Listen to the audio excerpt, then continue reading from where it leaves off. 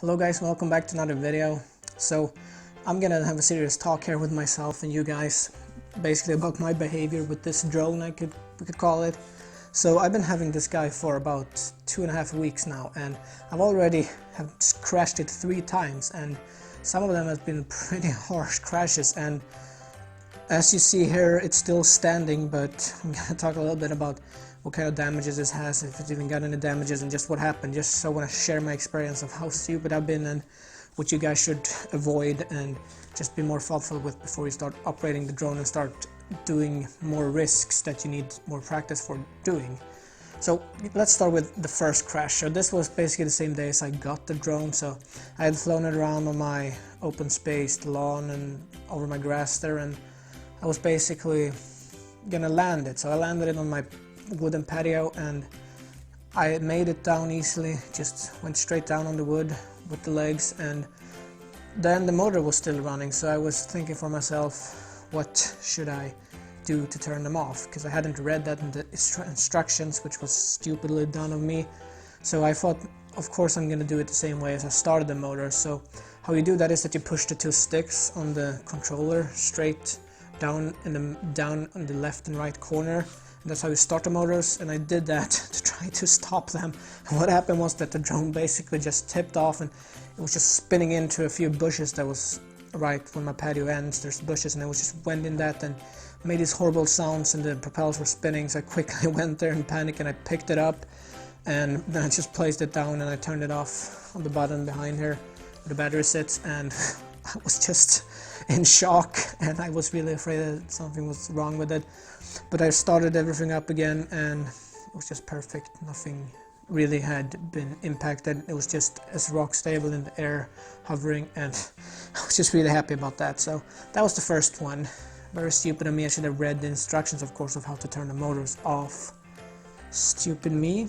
Let's move on to the second occasion. And so that was basically when I've been flying it for 2 weeks now, and I've been doing it outdoors, and I've been learning the controls. I could do some pretty close to the ground shots and narrow spaces, so I figured why not do it at my home inside. What a great idea, isn't it? Try to do it at home, and basically I did that, and I was gonna start it, and it actually was off this table in this room, and this is actually a really big room and has a really high ceiling. It's our living room, so I figured this is the perfect place. And yes, it definitely is the perfect place for first time indoor flying. But what I did so stupidly wrong was that on the controller you have a little switch of different modes where you switch it, and one of those modes turns off the GPS, which makes it only use the sensor it has underneath here. It has 2 sensors here, which is supposed to be using when GPS is not available, to be able to feel the ground and still hover and be stable.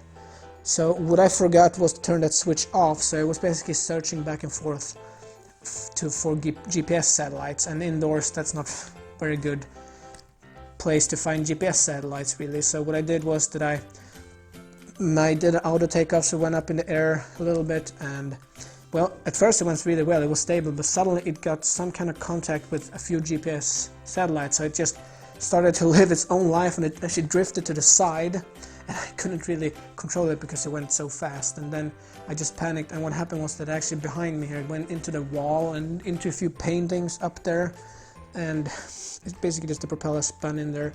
And luckily I just dropped my controller and ran and grabbed it by its legs, and I put it down safely again. And well, again, I was super nervous that I had broken something with this really expensive little thing, but I went outside this time and I did it in a really open area, and I just let it take off and hover again, and basically it just didn't really impact anything either. It was rock stable and everything worked, so I was very, very happy about that. So basically the only thing until this point with 2 crashes, the only thing had been impacted was the propellers. They had a little discoloring from the green bushes and a little bit of discoloring from hitting the wall and the plastic frames of the paintings behind me. So then I was out with a friend and we were flying this, so I was saying to myself that we could try to fly it over a bridge. So we had a little nice bridge. I actually had some footage of that, so I'm gonna put it in here so you can see that I'm flying here over a bridge. And basically what happened was that I went over smoothly, and suddenly the app on my phone crashed. And when that happens, the drone is supposed to just hover where it is. But the problem is that what happened then was that I just stopped all the controllers and it was just hovering for a bit, so I was going to restart the app. And what happened then was that the battery dropped below a certain percentage, and when it does that, it's supposed to start going back home to the takeoff point. And what I had been programming into the app is that when this feature is turned on, that it should return automatically to home, it's supposed to go up to 50 meters in the air. And normally when this thing kicks in automatically, you have 10 seconds to either say okay, go home, or you can just click cancel and it will just stay hovering where it is. But since no one does anything during those 10 seconds, your drone is going to start going home by itself. So what happened was that it started going home by itself because I didn't have the app open, so the time went down to 10 seconds and I didn't have time to cancel it because the drone just started to go straight up. And the problem was that there were quite a few trees around, so what happened was that it just went straight up a few meters, hit a tree, and the propeller spin around in the tree, and it was just making this horrible sound, and I thought to myself, oh god, this is the end. And then a few seconds later, me and my friend, we saw it looked like a lot of parts from the drone just falling out and crashing to the ground. But then what I realized was that somehow, I don't know how, but what happened then, we realized afterwards, was that the battery here on the drone, somehow it ejected itself in the air, and that was the part that fell down from the ground. So I don't know if that's some kind of safety features, don't quote me on this, but it could be, I guess, that when the drone feels like it's not working properly in the air, it's going to eject the battery itself. But I don't think that that's really what it's supposed to do. But somehow the battery just went off and fell to the ground, and soon after the drone came and it just crashed into this dirt surface area. And now I thought to myself, okay, this sure must be the end, come on, how many times can I crash this thing? And strangely, or luckily I would rather say, nothing really was impacted either. I could put the battery in and we went to an open space parking lot and tried it again, let it hover, and just tried all the functions, and everything seems to work fine. The only thing that this time it got a little beat up, not sure if you can see this on camera, but right here you can see that the plastic is scuffed a bit, but it's really nothing too serious. You can see that the motors too is a little bit scuffed to that side. But what's important, of course, is that it flies perfectly still.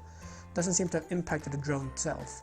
And this just shows to me that even though drones are pretty sensitive, you should not crash them. And all these mistakes of mine, I'm just really angry at myself that I didn't think more. But to be honest, this last one, it wasn't really my fault. How should I know that my stupid Galaxy S7 would lag and crash the app, so I wouldn't have time to cancel the going back home feature?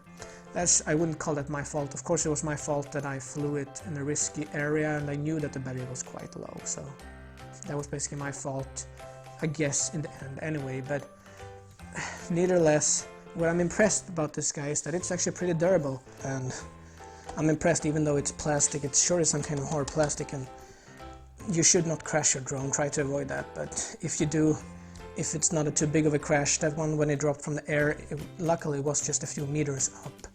I would say maybe 2, because the tree was quite low. It was actually like a branch sticking out that it went into. So I would say that you should just be a little bit careful, but I just wanted to share my crazy experience I had with this drone. But from now on, I'm not going to do anything more stupid. I guess I had these 3 times to learn that from now on I'm not going to do any stupid risky flying unless I'm absolutely sure it's safe, and especially not with low battery. But that's going to sum this video up. I just wanted to share a little bit of my thoughts with the drone so far. And just other than that, this drone has just been amazing. Even though it's the Phantom 3, not the Phantom 4 or the DJI Mavic, it's still a great drone, and it's super stable in the air. You get great footage, and it's just an awesome drone. I'm really happy with it, and except those crashes and the little dents I got in the plastic here, but again, it flies perfectly, so that is great.